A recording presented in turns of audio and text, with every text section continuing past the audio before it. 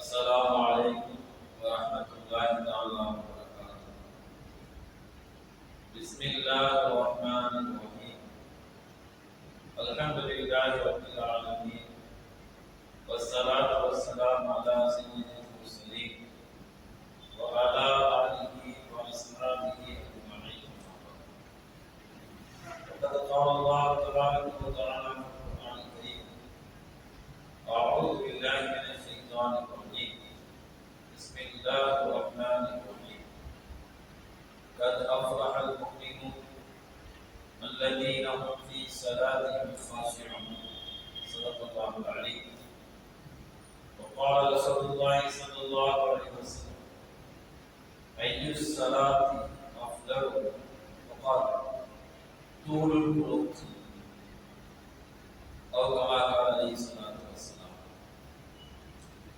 سبحانك لا علم لنا إلا ما علمتنا إنك أنت العليم الحكيم.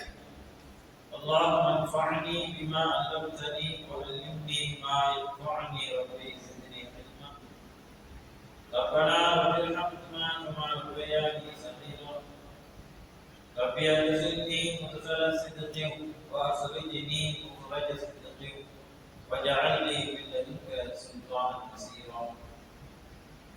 اللهم صل على سيدنا محمد وعلى ال سيدنا محمد وبارك وسلم عليه. يا أول الأولين ويا آخر الآخرين، يا ذا القوة المتين، ويا راحم المساكين، ويا أرحم الراحمين. اللهم ارحمنا برحمتك يا أرحم الراحمين. எல்லா புகழும் அல்லாஹ் ஜல்லஷானஹு தஆலாவுக்கே உரித்தாகட்டும். எனது உயிரிலும் மேலான ஹஸரத் ரசூலுல்லாஹி ஸல்லல்லாஹு அலைஹி வஸல்லம் அன்னவர்கள் அடிச்சுவதை சற்றும் அடிகொள்ளாமல் பின்பற்றிய உத்தம சத்திய சஹாபாக்கள், தாபீகள், தபா தாபீகள், நாதாக்கள், சுகதாக்கள், மற்றோர்கள், உலக முஸ்லிம்கள், குறிப்பாக நம் அனைவருக்கும் அல்லாஹ்வின் அன்பும் அருளும் என்றென்றும் நிலவட்டுமாக. கண்ணியத்துக்குரிய அல்லாஹ்வின் நல்லடியார்களே, இன்றைய காலகட்டத்தில் ஒவ்வொரு பொருளை வாங்கும் பொழுதும் அந்த பொருள் தரமானதா, குறிப்பாக கம்பெனி பொருளா, பிராண்டடா என்று கேட்பது. எல்லா பொருட்களிலேயுமே பிராண்டுக்கு நாம் ஆசைப்படுகிறோம். அந்த பொருள் சாதாரண பொருளாக இல்லாமல் ஒரு கம்பெனி பொருளாக, ஒரு பிராண்டட் பொருளாக இருக்குமேயானால் அதன் மீது நமக்கு ஒரு அழுத்தமான ஒரு நம்பிக்கை வருகிறது. அதாவது இந்த பொருள் நன்றாக இருக்கும், இந்த கம்பெனி, உதாரணமாக சோனி, சாம்சங், இது போன்ற பிராண்டட் நிறுவனங்கள் தயாரிக்கப்பட்ட பொருட்கள் ஆகையினால இது நல்ல தரமான பொருட்களாக இருக்கும் என்ற நம்பிக்கை நம்முடைய உள்ளத்திலே அழுத்தமாக இருக்கும். இதே போன்று நாம் எல்லாவற்றிலும் தரமாக, சுருக்கமாக சொல்லப்போனால் ஒரிஜினலாக இருக்க வேண்டும், காப்பியாக இருக்கக்கூடாது, பிராண்டடாக இருக்க வேண்டும் என்று நினைக்கக்கூடிய நாம் கொஞ்சம் நாம் சிந்திக்க கடமைப்பட்டிருக்கிறோம். நம்முடைய தொழுகை பிராண்டடாக இருக்கிறதா? நம்முடைய தொழுகை சரியானதாக, நேர்த்தியானதாக, பிராண்டட் தொழுகையாக இருக்கிறதா என்பதை பற்றி தான் இந்த ஜும்மாவில் நாம் சிந்திக்க இருக்கிறோம். தொழுகையை பிராண்டடாக வைத்துக் கொள்வதற்கு திருக்குர்ஆன் ஒரு வார்த்தையை பயன்படுத்துகிறது: இகாமத்துஸ் ஸலாத், அகீமுஸ் ஸலாத். அல்லாஹ் ஜல்லஷானஹு தஆலா குர்ஆனிலே சல்லு, தொழுகுங்கள் என்ற வார்த்தையை பயன்படுத்தவில்லை. சல்லு என்று சொன்னால் அரபியிலே தொழுகுங்கள் அர்த்தம். அல்லாஹ் ஜல்லஷானஹு தஆலா அந்த வார்த்தையை பயன்படுத்துகிற குர்ஆன்ல அல்லாஹ் தொழுகுங்கள் என்று சொல்வதற்கு கட்டளையிட்ட வாசகம் என்னவென்றால் அகீமுஸ் ஸலாத், தொழுகையை நீங்கள் நிலைநாட்டுங்கள். இந்த வார்த்தையே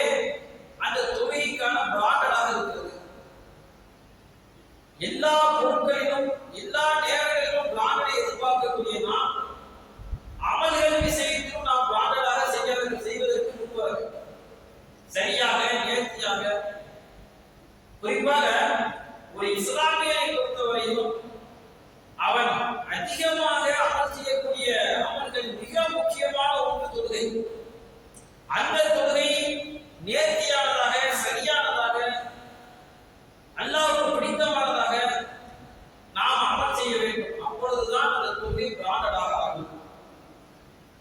அதாவது பிராண்டட் அப்படிங்கிறது நம்ம உலகத்துல நடக்கக்கூடிய வாங்கக்கூடிய பொருட்களுக்காக சொல்லப்பட்ட ஒரு வார்த்தை.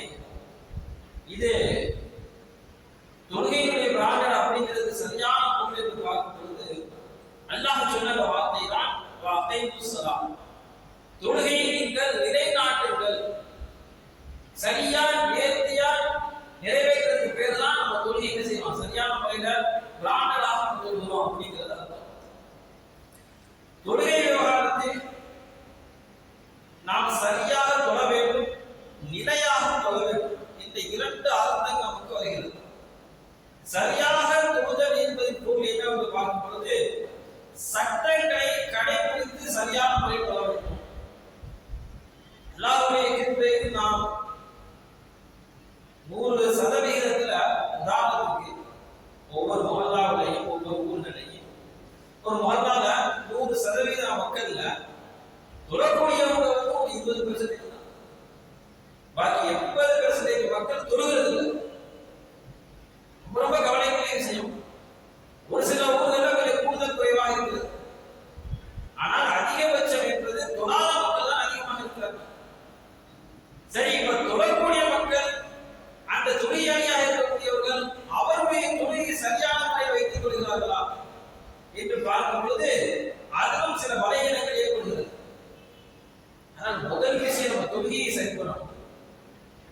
சரியாக தொழ வேண்டும் என்று சொன்னால் விதிகளை, மார்க்கம் சொல்லித் தந்த சட்ட திட்டங்களை சரியாக கடைபிடிக்கிறது மிக முக்கியமான விஷயம். இஸ்லாமிய அகீமு ஸலாத்தை கற்றுக்கொள்ளும். தொழுகை நிலைநாட்டு அல்லாஹ் சொல்றானா, நீங்கள் அது உள்ள விஷயம் என்ன, இந்த சட்ட திட்டங்களை பேணி சரியாக நிறைவேற்றுங்கள். அல் முஹாஃபலத் அலா ஷுரூத்திஹா, அதனுடைய நிபந்தனைகள் என்ன, தொழுகையுடைய ஷரத்துகள் என்ன, என்னவெல்லாம் தொழுவதற்கு தேவை, இதையெல்லாம் அறிந்து சரியான முறையில் தொழுவது என்பதுதான் இந்த தொழுகை நிலைநாட்டுதல் என்ற பொருளாக இருக்கிறது. ஒழு சரியாக செய்தோமா, நீங்க ஒழுவுடைய விஷயத்தை ரொம்ப கவனம் எடுக்கணும். இதை ஏனாதான் சரியான முறையில உழவின் பருந்துகளாக இருக்கக்கூடிய உறுப்புகள்ல ஏதாவது தண்ணீர் படல அப்படின்னா ஒழுவே கூடாம போயிடும். ஒழுவே கூடாம போயிட்டால் அதற்கு பிறகு வந்து பள்ளிவாசலை தொழுவதற்கு காரணமாக எந்த பிரயோஜனமும் இல்லாம போயிடும். ரொம்ப கவனிக்க வேண்டிய முதல் விஷயமே என்ன, ஒழுதான். வேக வேகமா தண்ணி திறந்து விட்டு ஒழு செஞ்சு ஒழியாதக்கூடாது.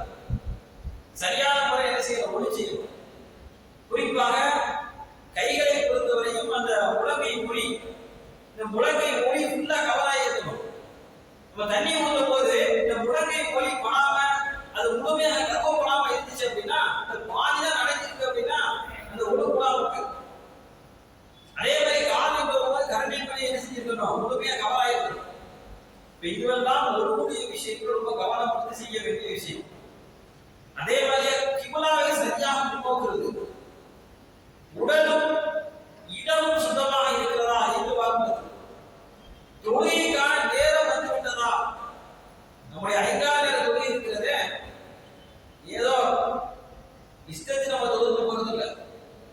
ஒரு நாளைக்கு 5 தடவை நம்ம என்ன செய்யணும், பிரேயர் பண்ணணும். மற்றவர்கள் சொல்லுவாங்க, நீங்க 5 நேரம் பிரேயர் பண்ணணும், 5 நேரம் பிரேயர் பண்ணணும். ஆனா 5 நேரம் என்னது, நேரம் குறிக்கப்பட்டிருக்கிறது. தொழுகையை பற்றி அல்லாஹ் சொல்லும் பொழுது அப்படித்தான் சொல்லி காட்டுகிறார். இந்த ஸலாத்துக்கான கிதாப மௌகூதா, இந்த தொழுகை இருக்கிறது நேரம் குறிக்கப்பட்டதாக இருக்கிறது. அதனால நேரத்தை நம்ம என்ன செய்யணும், கவனமா கண்காணிக்கணும், அது என்னன்னு தெரிஞ்சுக்கணும். அதுபோல தொழுகையில எது ஃபர்து, எதை விட்டா தொழுகையே கூடாம போயிடும்.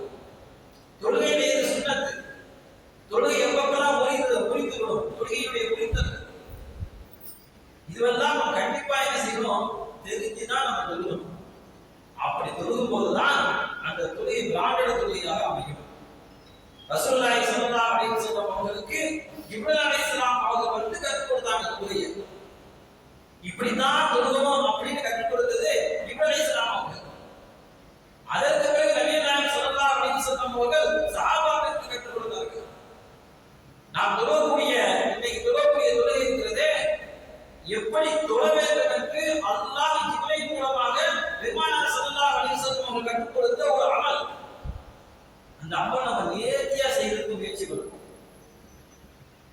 நம்முடைய ஆக குறைஞ்சபட்ச அவனே தொழுதுதான்.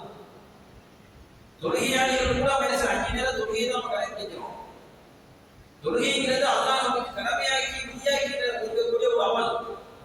அந்த அமலவே கடைபிடிக்கக்கூடிய நபர்களிலேயே அந்த அமலை மட்டுமே செஞ்சுட்டு மற்ற வேலையை பார்க்கக்கூடிய நபர்கள் தான் ஏராளம் இருக்கிறோம். நாளைக்கு மறுமை நமக்கான பெரிய சொத்தை இந்த தொழுதுதான். நாளைக்கு மறுமையுடைய முதல் கேள்வியை தொழுகையை பற்றி தான்.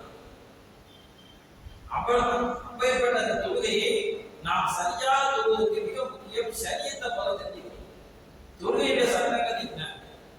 அதான் முதல் விஷயம். ஒருவருடைய விஷயம் உடல் சுத்தமாக இருக்கணும், உடை சுத்தமாக இருக்கணும். தொழுகைக்கு முன்னாடி உள்ள பாதைகளை என்று பார்க்கும்போது உடல் சுத்தம், உடை சுத்தம், இடம் சுத்தம், இந்த மூன்று என்ன செய்யணும்? சுத்தமாக இருக்கும். இதுல ஏதாவது நஜீஸ் இருந்தாலும் தொழுகைக்கு முன்னாடியே சரி செஞ்சுக்கணும். தொழுகைக்கு முன்னாடி கவனிக்கப்படக்கூடிய பரமான விஷயம். ஒருத்தருக்கு உடை சுத்தம் இல்லாமல் இருக்குது, தொழுக முடியுமா? தொழுகக்கூடாது.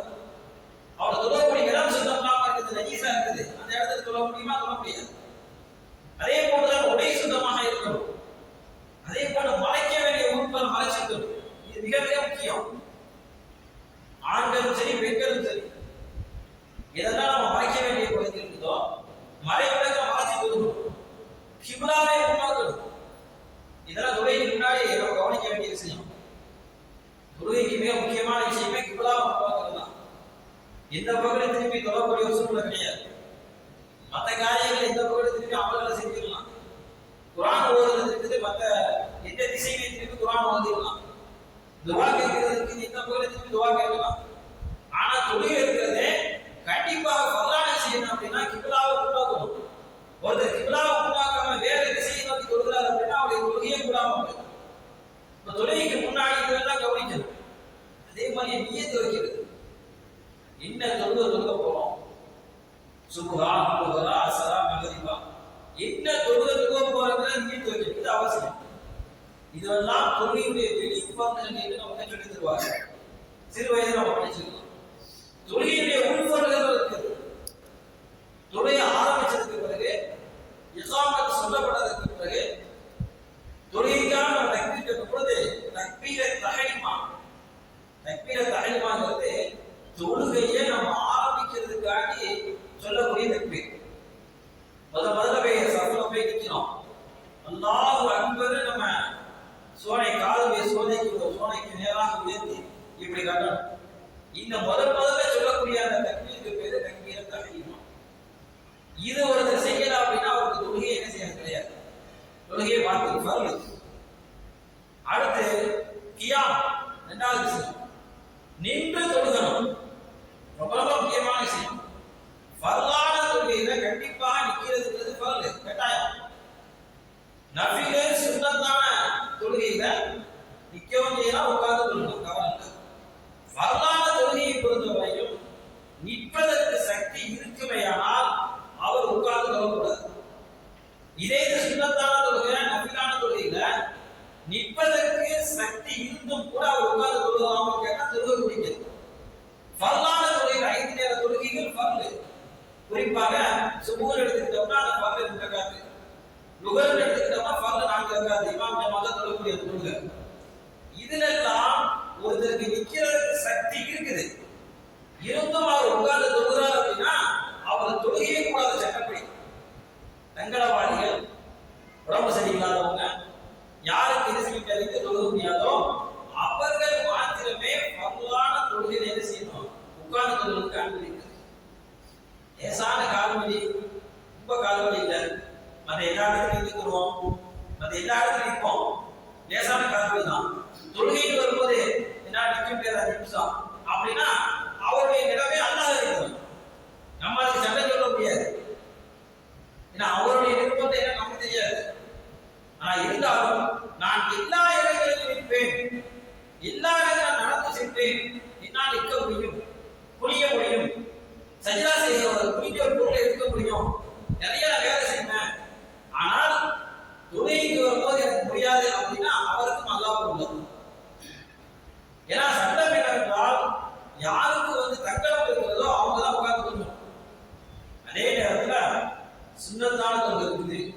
நஃபிலான தொழுகை இருக்குது. இந்த தொழுகையை பொறுத்தவரையும் ஒருத்தர் நல்ல தராதரமா ஆரோக்கியமா இருந்தா கூட அவர் உட்கார்ந்து தொழுகிறார் அப்படின்னா அவருடைய தொழுகை பாதிக்கலாக போகாது. அதே நேரத்துல அவருக்கு வர கிடைக்கக்கூடிய நன்மைகள் கொஞ்சம் குறைந்து போயிடும். ஆகையினால யாருக்கு தங்கடம் இருக்குதோ அவங்க மட்டுமே உட்கார்ந்து தொழுவாங்க. யாருக்கு தங்கடம் இல்லையோ அவங்க குறிப்பாக ஃபர்லான தொழுகையில உட்கார்ந்து தொழுகிறாரு. அப்படி தொழுதீங்க அப்படின்னா தங்கடம் இல்லாம சும்மா சாதாரணமா உட்கார்ந்து தொழுவே தொழுது அப்படின்னா அவருடைய தொழுகையே கூடாம போயிடும். நல்லா இருக்காது. அப்ப இந்த கியாம் நின்று தொழுவது என்பது பரவாயில்லை. அடுத்த சலாத் கண்டிப்பா என்ன செய்ய ஏதாவது சும்மா ஓதணும். ஒரு 3 வசனங்களை ஓதணும். ஓதல அப்படின்னா தொழுவ கூடாது. அடுத்த ருக்கு சுஜூத். கண்டிப்பா ருக்குங்கிறது தொழுகையுடைய பரவுல ஒண்ணு. ஒருத்தர் தொழுதாக தக்பீர் கட்டினாரு ருக்கு செய்யற அப்படின்னா அந்த தொழுகையை பார்த்து அதே மாதிரி சுஜூத் செய்யணும். சஜ்தா செய்யற அப்படின்னா இந்த சஜ்தா செய்யணும். இந்த சஜ்தா ஏதாவது ஒரு சஜ்தா பண்ணிட்டார் அப்படின்னா அவருடைய தொழுகையை பார்த்து தொழுவ கூடாது. இதெல்லாம் கண்டிப்பா ஃபர்லான விஷயம். இதை செய்யல அப்படின்னா அவர் மறுபடியும் திரும்ப தக்பீர் கட்டி தான் தொழுகணுமே தவிர அந்த தொழுகைக்கு உள்ளவே நிவர்த்தி செய்வது என்பது முடியாது. அடுத்த தொடர்ந்து ரசீரா கடைசி இருப்பு 4 ரக்காத்துடைய தொழுகையாக இருந்தாலும் சரி அல்லது 2 ரக்காத்துடைய தொழுகையாக இருந்தாலும் சரி கடைசி இருப்புல கண்டிப்பா இருக்கணும். கடைசி இருப்புல உட்காராம இருந்துச்சுன்னா முடிய தொழுகை கடைசி நேரம் அந்த இருப்புல உட்காரணும். உட்கார்றது பரவாயில்லை கட்டாயம். ஆனா உட்காராம இருந்துச்சுட்டாரு உட்காரல அப்படின்னா அந்த தொழுகை வீணாய் போயிடும். பாத்தீங்கன்னா என்ன செய்யணும்? மறுபடியும் திரும்ப தான். இதுவெல்லாம் பருமை என்பதை நாம் தெரிவிக்கணும். ஏதாவது ஒன்றை நாம் விட்டுவிட்டால் தொழுகையை கூடாம போயிடும். அடுத்தது தொழுகையுடைய வாக்கியங்கள் சில விஷயங்கள் இருக்கு நம்ம தெரிஞ்சுக்கிறோம். தொழுகையுடைய வாக்கியங்கள் உதாரணத்துக்கு சூரத்துல் ஃபாத்திஹாவை முதல்ல ஓதணும். 2வது அடுத்ததான் தொழசுரா ஓதணும். ஒருத்தர் எடுத்த உடனே தொழசுரா ஓதிட்டாரு அதுவும் சுரா ஓதாம மாத்தி ஓதிட்டு இப்ப இவர் ஒரு வாஜிபை விட்டுட்டார். இது வாஜிப்னா என்ன அப்படின்னா அதுவும் சுரா முதல்ல ஓதணும். அதுக்கு அடுத்தபடிதான் தொழசுரா ஓதணும். மாத்தி ஓதுறதுக்கு வாஜிபுக்கு மாட்டோம். அதே மாதிரி 2வது ரக்காத்துல அத்தையாத்து கண்டிப்பா உட்காரணும். ஒருத்தர் உட்காராம மரத்துக்கு எந்திரிச்சிட்டாரு அப்படின்னா அந்த வாஜிபான விஷயத்தை விட்டுட்டாலும் அர்த்தம். 2வது ரக்காத்துல அத்தையாத்துல உட்காருதல் என்பது தொழுகையுடைய வாஜிபை கட்டுறது. இது போல சில வாஜிபான விஷயங்கள் தான் இருக்குது. இந்த வாஜிபான விஷயங்கள் நம்ம விட்டுட்டோம் தொழுகையை விட்டுட்டோம் அப்படின்னா தொழுகையே கூடாம போயிடாது.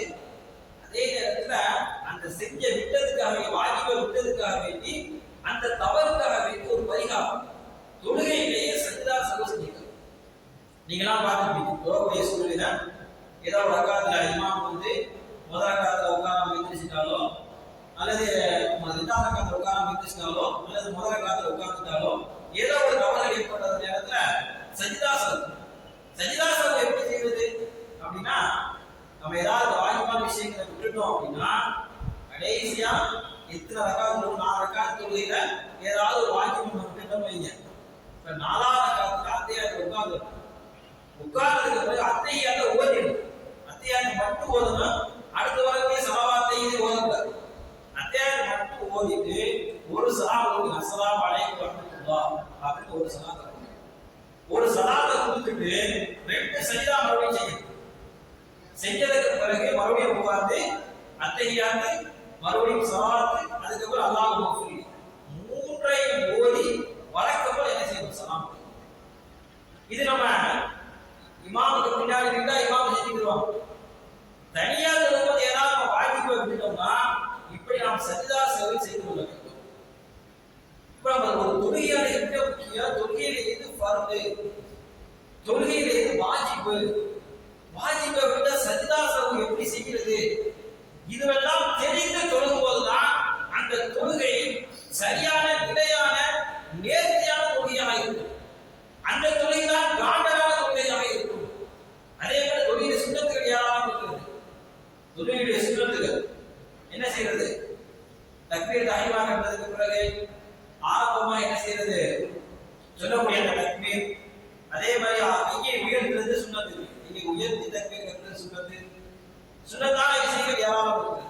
எல்லாவற்றையும் கடைபிடித்து நாம் தொழும் பொழுது அந்த தொழுகை சரியான தொழுகையாக அமையும். இதற்கு இதுக்கு அடுத்த மிக முக்கியமான விஷயம் என்ன அப்படின்னா, தொழுகையை முடிக்கக்கூடிய காரியங்கள் நம்ம தெரிஞ்சுக்கணும். தொழுகையை முடிக்கக்கூடிய காரியங்கள் சில விஷயங்கள் இருக்கு. முதல் விஷயம் வேண்டுமென்றே பேசுறது. தொழுகையில பேசக்கூடாது. அவர் வேணுமே பேசிட்டாரு அப்படின்னா, ஏதாவது வார்த்தை சொல்லிட்டாரு, யாராவது கொஞ்சம் பேசிட்டாரு அப்படின்னா அது மாதிரி அதிகப்படியான செயற்பாடுகள் தொழுகையில இருக்கும்போது பாவந்தியா இருக்கணும். நம்ம தொழுது இருக்கணும். வேற ஏதாவது அதிகப்படியா நம்முடைய தொழுகையை பார்த்தா, நம்ம தொழுது இருக்கும்போது ஒருத்தர் பார்த்தாங்க அப்படின்னா அவர் தொழுது இருக்கிறாரு அப்படிங்கிற எண்ணம் இருக்கணும். இங்கிருந்து பார்க்கும்போது அவர் தொழுகாத மாதிரியான எண்ணம் இருக்கக்கூடாது. அதாவது உதாரணத்துக்கு நமக்கு எங்கேயாவது அரைக்கிறது சொல்லிடும், அதே மாதிரி ட்ரெஸ்ஸை சரி பண்ணிக்கிறோம், நம்ம அங்கிருந்து ஒருத்தர் பார்க்கும்போது இன்னைக்கு தொழுகாத மாதிரி தெரியுது அப்படி இன்னக்கூடிய அளவுக்கு நடந்துடக்கூடாது. அதிகமான மற்ற வேலைகளை கூடக்கூடாது. பக்கத்தில் இருக்கக்கூடிய ஏதாவது ஒரு பொருள் இருக்கு, அதை கொஞ்சம் தள்ளி வைக்கிறது, இது போல ஏதாவது வேலைகளை வந்து செஞ்சிடக்கூடாது, ஈடுபடக்கூடாது. அப்படி அதிகமாக ஈடுபடும் அப்படின்னா தொழுகையே முடிஞ்சு போயிடும். அடுத்த ஒரு முடிஞ்சே தொழுகை முடிஞ்சிடும். ஏதாவது நம்ம தொழுகிட்டு அசுத்த வேலை பண்ணுது, நஜீஸ் வருது, அப்போ என்ன செஞ்ச தொழுகை முடிஞ்சிடும். மறைக்கப்பட வேண்டிய உறுப்புகளை மறைக்காம வெளிப்படுகிறது. நல்லா ட்ரெஸ் போட்டு தான் வந்தாரு, ஆனா மறைக்க வேண்டிய உறுப்புகளை என்ன செய்ய மறைக்க முடியாது, வெளியில தெரியுது. இளைஞர்கள் கண்டிப்பாக கவனிக்க வேண்டிய விஷயம், குறிப்பாக யாரெல்லாம் பேண்ட் போட்டுருக்காங்களோ கவனிக்க வேண்டிய விஷயம், ராக் பேண்ட் டிஷர்ட் போட்டுருக்கவங்க கவனிக்க வேண்டிய மிக முக்கியமான விஷயம் என்ன அப்படின்னா, நம்ம ருக்கு சுற்றுக்கு போகும்போது நம்ம பின்பகுதியில இருந்து முதுகும் அது அதுக்கு கீழ்ப்பகுதியை தெரிஞ்சிருச்சு அப்படின்னு தொழுக முடிஞ்சுக்கு. அதனால தொழுகைக்கு வரும்போது கொஞ்சம் கவனத்தோட ட்ரெஸ்ஸுகளை கொடுத்துட்டு வர்றதுக்கு நம்ம நல்ல விஷயம். வேண்டும் போறது தப்புன்னு சொல்லவில்லை.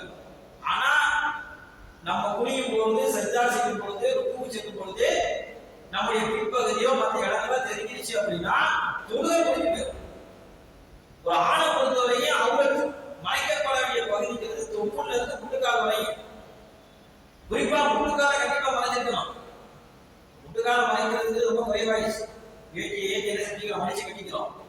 ஆனா முட்டுக்கால் மறைக்கப்பட வேண்டிய பகுதி தொப்புள் கூட வெளியே தெரியலாம், ஆனா முட்டுக்கால தெரியக்கூடாது. அந்த அளவுக்கு முட்டுக்கால என்ன பாதுகாப்பா வச்சுக்கணும். இப்ப தொழில ஒருத்தர் தொப்புளுக்கும் முட்டுக்காலுக்கு இடைப்பட்ட பகுதியில ஏதாவது ஒரு பகுதி, குறிப்பாக பின்களை சொல்றாங்க, அந்த நான்கு ஒரு பகுதி அளவு தெரிஞ்சிருச்சு அப்படின்னா தொழுகையை முடிக்க போயிடும். அதனால என்ன செய்ய, சிறுவர்கள், இளைஞர்கள், குறிப்பா டாக் பேண்ட் மற்ற இதுக்கு போடக்கூடியவங்க நம்ம சரியான முறை இருக்குதா அப்படிங்கிறத மெசேஜ் பார்த்துக்கணும். அடுத்து கிபிலா திசையிலிருந்து திரும்புறது. ஒருத்தர் தொழுகிட்டு இருக்கும் போது நம்முடைய நெஞ்சு பகுதி, நம்முடைய முகம் எல்லாம் கிபிலாவை நோக்கி இருக்கணும். கிபிலாவை நோக்கி நாம கொஞ்சம் திரும்பிட்டாரு அப்படின்னா, கொஞ்சம் திரும்பினா பரவாயில்ல, லேசா. ரொம்ப திரும்பிட்டாரு, அடுத்த திசைக்கு போயிட்டாரு அப்படின்னா அவருடைய தொழுகையை செஞ்சிடும், புரிந்து விடும்.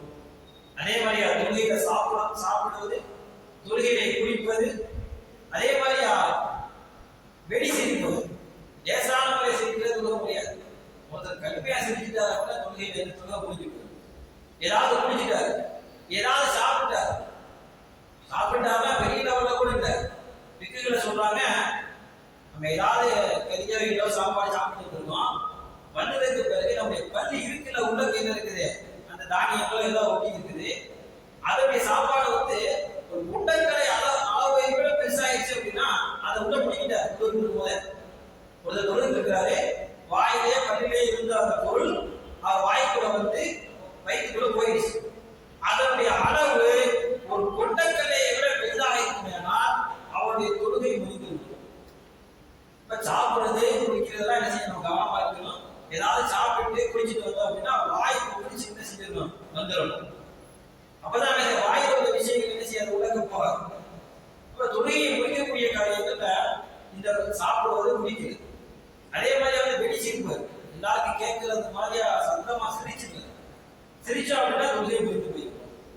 இன்னைக்கு சொல்லக்கூடிய விஷயம் என்ன அப்படின்னா, ஒருத்தர் தொழுகையாளியாக இருக்கிறோம், குறிப்பா நம்முடைய மலராக இருக்கணும், மற்ற ஊர்களாக இருக்கணும், எல்லா இடங்களும் தொழுகையாளிக்கு ரொம்ப குறைவான முறையில் தொழுகிறோம். அந்த தொழுகையாளிகள் தொழுகையுடைய சட்டங்கள் தெரியல அப்படின்னா அந்த தொழுகை நேர்த்தியான சவாலை அதிகம் பெற்று தரக்கூடிய தொழுகையாக இருக்காது. அதனால நம்ம என்ன செய்யணும், எல்லாவற்றுக்கும் பிராண்டடாக வாங்க வேண்டும், எல்லாவற்றுக்கும் ஒரிஜினலாக எனக்கு கிடைக்க வேண்டும் என்று நினைக்கக்கூடியதா தொழுகை என்ற அமலையும் நாம் அல்லாஹ்வுக்காக என்ன செய்வோம், சரியான நேர்த்தியான முறை செய்வதற்கு தொழுகையுடைய விஷயங்கள் நாம் தெரிஞ்சுக்கணும்.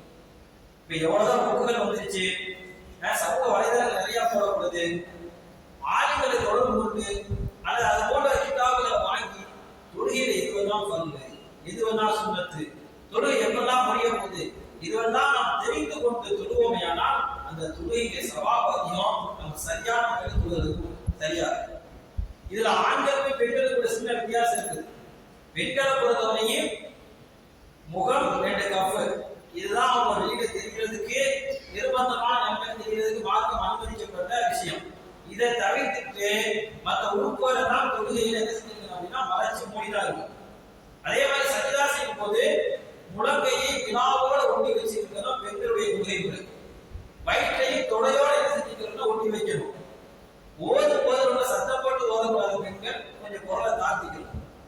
ஒரு இமாம் தொழுகிறாங்க, ஏதாவது தவறு வந்துருச்சு அப்படின்னா பெண்கள் ஆண்கள் எடுத்து சொல்லும்போது சுபஹானல்லாஹ் சொல்லணும். இமாமுக்கு ஏதாவது ஒரு தவறு வந்துச்சு, பொதுவாக நம்ம நினைக்கிற வேண்டிய விஷயம், இமாமுக்கு ஏதாவது தவறு வந்துருச்சு, 3ஆவது ரக்காத்துல உட்கார்ந்துட்டாங்க அத்தஹியாத்துல, அல்லது வேற ஏதாவது தவறு வந்துருச்சு அப்படின்னா நம்ம என்ன செய்யணும், சுபஹானல்லாஹ் அப்படின்னு சப்தம் போட்டு சொல்லணும். ஆண்களை பொறுத்தவரை. பெண்களை பொறுத்தவரைங்க கையை என்ன செய்யணும், தரையிலே கட்டி என்ன செய்யணும் சொல்லணும். அவங்க வார்த்தையால சொல்றதுக்கு கூட பிற்குடைய சட்டத்தில் கூடாதுங்க. அந்த அளவுக்கு பெண்கள் மறைக்கப்பட வேண்டிய பொருள். பெண்கள் பாதுகாப்பாக இருக்கணும். அந்த நேரத்தில் யாருக்கு எந்த புத்தியும் வந்துடக்கூடாது. அப்படிங்கிறதுக்காக வேண்டிதான் மார்க்கம் நமக்கு என்ன செய்யணும், பெண்களுடைய குரல் கூட வெளிப்படக்கூடாது. நீங்க என்ன செய்யுங்க, இமாம் தவறிழைத்தால் கூட என்ன செய்யணும், கொஞ்சம் தட்டி கொடுக்கணும். அதாவது தலையை தட்டி அவங்களுக்கு தவறுங்கிறத உணர்த்தணும் அப்படிங்கிறவங்க சொல்லிக்கலாம். ஆக இதுவெல்லாம் நாம் தேடுதலாக தொழுவோம். ஆனால் நம்முடைய தொழுகை சரியான தொழுகையாக. அடுத்ததாக தொழுகை சரியாக ஒரு 2வது முக்கியமான விஷயம் பயபக்தியோடு தொழுவது. அது முஹாஃபலத்து அலா ஹுஷூஇஹா. நம்ம தொழுகிறோம், இமாம் தொழுகிறார், முன்னாடி தொழுகிறோம், 1000 சிந்தனைகள் உலகத்துடைய விஷயங்களை எல்லாம் நம்ம கொண்டு வந்து தொழுது நிறுத்திக்கொள்ளும். கொஞ்சமாவது நம்ம என்ன செய்யணும், உலகத்தை தூக்கி வைத்து விட்டு பள்ளிவாசல் நம்ம தொழுகும்போது கொஞ்சம் அல்லாஹ்வுடைய நினைப்பு கொஞ்சம் இருக்கணும். மறுமையுடைய சிந்தனை வரும். அல்லாஹ் முன்னாடி நம்ம நிக்கிறோம் அப்படிங்கிற ஒரு சிந்தனை இருக்கணும்.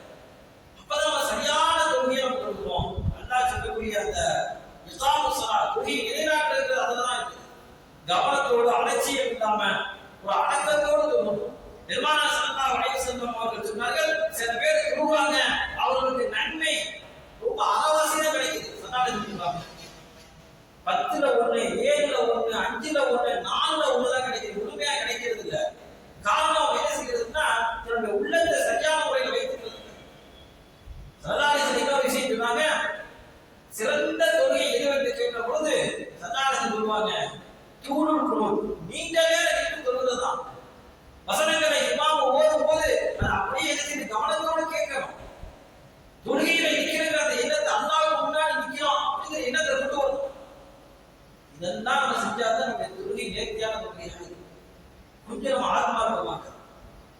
எத்தனை நம்ம இந்த மாற்றார்கள், முஸ்லிம் அல்லாதவர்கள் அவர்களுடைய வணக்க வழிபாடுகளே அப்படியே ரொம்ப திளைத்து போய் விடுகிறார்கள். நம்ம பார்க்கிறோம். நம்முடைய தொழுகை எப்படி இருக்கு அப்படின்னா, காணாம போன பொருள் இல்லாம தொழுகையில தான் ஞாபகத்தில் வரும். ரொம்ப நேரம் தேடிட்டு இருக்க ஒரு பொருள் கிடைக்காது. தொழுகை கட்டின உடனே அந்த பொருள் இங்கேதான் இருக்குது அப்படிங்கிறது ஞாபகத்துக்கு. அந்த அளவுக்கு தான் நம்முடைய தொழுகை இருக்கிறது. தொழுகையை நம்ம சரி பண்ணணும் அப்படின்னா கவனத்தோட இருக்கணும். ஓதக்கூடிய ஆயத்துகள் திக்ருகளை முழு நினைவோட நம்ம ஓதணும். நம்ம என்ன ஆயத்துக்கு ஓதுறோமோ அது முழு நினைவோட கவனத்தோட ஓதணும் அப்படின்னா இந்த ஆத்மார்த்தம் என்பது கிடைத்துவிடும். பெருமானார் ஸல்லல்லாஹு அலைஹி வஸல்லம் அவருடைய தொழுகை எப்படி இருந்துச்சு அப்படின்னா, ஹதீஸ்ல உள்ளத்தினுடைய நடுக்கம், சதாலத்தை தக்பீர் கட்டி தொழுக ஆரம்பிச்சாங்க அப்படின்னா உள்ளத்தினுடைய நடுக்கம் தண்ணீர் கொதிப்பதை போன்று மற்றவருக்கு கேட்கும். தண்ணீர் அப்படியே கொதிக்கிறது மாதிரி மற்றவங்க கேட்குமா, குமுறி குமுறி அழகக்கூடிய நபர்கள் எப்படி வெளியில கேட்குமோ ஒரு சத்தம் கேட்கிறதா குமுறி குமுறி அழுகும் போது அந்த மாதிரியான சத்தம் போடி நெக்கிலிருந்து வெளிப்படும் என்று ஹதீஸ்ல வருது. அந்த அளவுக்கு ஒரு பயத்தோட என்ன செஞ்சிருக்காங்க, தொழுகை இருந்திருக்காங்க. ஆமா, என்ன செய்யற தொழுகையில நிற்கும் போது அந்த பயத்தோட தொழுகிறதுக்கு முயற்சி. அடுத்து தொழுகையை சரியா தொழுவதற்கு இன்னொரு விஷயம் என்ன அப்படின்னா, நேரம் வந்த உடனே தொழுகணும். காரணம் இல்லாம தள்ளி போடக்கூடாது. நிறைய பேர் அப்புறம் தொழுதுக்குமா, ஆண்களை பொறுத்தவரை உடம்பு பண்ணிக்க வந்துருவாங்க, பெண்களை பொறுத்தவரை அப்புறம் தொழுதுக்கலாம், அந்த வக்தே பண்ணிட்டு. அதே மாதிரிதான் அப்படி வேலைக்கு அவ்வளவு தொழுதுக்கலாம். தொழுக வக்து வந்துருச்சா உடனே நம்ம தொழுதுட்டோம்னா அந்த காரியம் நிறைவேறும். இப்ப நேரம் வந்தவுடன் தொழுகை நிறைவேற்றுவது என்பது அந்த தொழுகையை சரியாக நேர்த்தியாக தொழுவதற்குரிய வழிமுறை. அல்லாஹ் என்ன செய்வாங்க அப்படின்னா, குடும்பத்தாரோட பேசிக்கிட்டு இருப்பாங்க. குடும்பத்தாரோட பேசிக்கிட்டு பாங்குடைய சத்தம் கேட்டுச்சு அப்படின்னா இவங்க அறிமுகம் இல்லாத ஆளை போல என்ன செய்வாங்க, இடத்தோடு கலந்துருவாங்க. அவ்வளவு நேரம் பேசிட்டு இருப்பாங்க. பாங்கு சத்தம் கேட்ட உடனேயே அவங்களுக்கு வந்து சம்மதம் இல்லாத மாதிரி எந்திரிச்சு போயிடும். இப்ப தொழிலுக்கு அந்த அளவுக்கு முக்கியத்துவம் கொடுத்திருக்காங்க. அதனால நம்ம ரொம்ப கவனம் செலுத்த வேண்டிய ஒரு விஷயம், மிக முக்கியமான ஒரு விஷயம் தொழுகை. நாளைக்கு மறுமையில மூத்தானதுக்கு பிறகு கபூர்லையும் சரி, நாளைக்கு கியாமத்திலும் சரி, நம்ம கிட்ட கேட்கக்கூடிய முதல் கேள்வி தொழுகை பற்றி தான். இந்த உலகத்தில் அரசாங்கத்துடைய கோட்டா கிடைப்பதற்காக, முஸ்லீம் என்ற பட்டியலை சேர்வதற்காக எத்தனையோ விஷயம் நம்ம செய்யறோம். ஜாதி சான்றிலிருந்து ஒரு நலத்திட்ட உதவி கிடைக்கிறாங்க, எல்லாத்துக்கும் தயாரா இருக்கோம். நான் முஸ்லீம் நிரூபிக்கிறது. ஆனா அல்லாஹ் நம்ம முஸ்லீமை நிரூபிக்கணும் அப்படின்னா, அல்லாஹ் ஏத்துக்கணும் அப்படின்னா, இந்த உலகத்துல தொழிலாளியாக இருக்கணும். நம்முடைய நிறுவனம் எவ்வளவு பெரிய பிரயாசம் அல்லாஹ் கொடுத்திருக்கான், எவ்வளவு பெரிய வசதி வாய்ப்புகள் அல்லாஹ் கொடுத்திருக்கான். நாளைக்கு நம்மளை கேட்க மாட்டானா, இப்பொழுது வாய்ப்பாக உனக்கு கொடுத்தனே, நீ போய் பிரயாசத்துக்கு போகலையே, தொழுகையை கேட்டால் நம்ம என்ன பதில் சொல்லுவோம்? தொழுகை ரொம்ப நம்ம பலகீனமாக இருக்கிறோம். மற்றவங்க கூட என்ன செய்யறாங்க, அவங்க ஞாயிற்றுக்கிழமை ஞாயிற்றுக்கிழமை ஃபாலோ பண்ணுறாங்க, நம்மளை வெள்ளிக்கிழமை ஃபாலோ பண்றோம். பாருங்க நிறைய கேள்வி. நான் மிம்பர்ல ஏறினதுக்கு பிறகு அப்படியே ஃபுல்லா இருக்கு. இப்போ வெள்ளிக்கிழமை கூட அந்த 1 மணி நேரம் கூட நம்மளால கொடுக்க முடியல. எதுக்காக வேண்டி நம்ம மௌத்துக்கு பிறகு சவாலை பெற்றுக்கொள்ளக்கூடிய நாளைக்கு அல்லாஹ் நமக்கு நிறைய நன்மையை தரக்கிறோம். அந்த விஷயத்துக்காக வேண்டி ஒரு 1 மணி நேரம் நம்மளால முன்னாடி வந்து இதே மற்ற எத்தனை இடங்களை காத்து கிடக்கணும். உலகத்துல எல்லா வேலையும் நம்ம பார்க்கணும், எந்த குறையும் இல்லை. இளைஞர்களாக இருக்கட்டும், வயதானவர்களாக இருக்கட்டும், தொழுகையில் வரும்பொழுது கொஞ்சம் பின்தங்கி இருக்கணும். கணிக்குரிய அல்லாஹ் குறை சொல்வது நோக்கம் இல்லை. தொழுகையை பற்றி படித்துக் கொள்ளுங்கள். தொழுகை தான் நாளைக்கு நமக்கு வெற்றியை தரும். ஸல்லல்லாஹு அலைஹி வஸல்லம் சொன்ன ஒரே ஹதீஸ் ஞாபகம் வச்சுக்கோங்க, அஸ்ஸலாத்து மஃப்தாஹுல் ஜன்னah, தொழுகை தான் சொர்க்கத்தின் திறவுகோல். அந்த திறவுகோலை என்ன செஞ்சுக்கணும், எடுத்துக்கிறோம். அல்லாஹ் ஜல்லஷானு தஆலா நம்மையும் நம்முடைய சந்ததியினர்களையும் தொழுகையாளியாக ஆக்கி இந்த தொழுகையை நேர்த்தியாக சரியான முறையில் வளர மட்டும் செய்வானாக. ஆமீன். வாசல் தவான அல்ஹம்துலில்லாஹி ரப்பில் ஆலமீன்.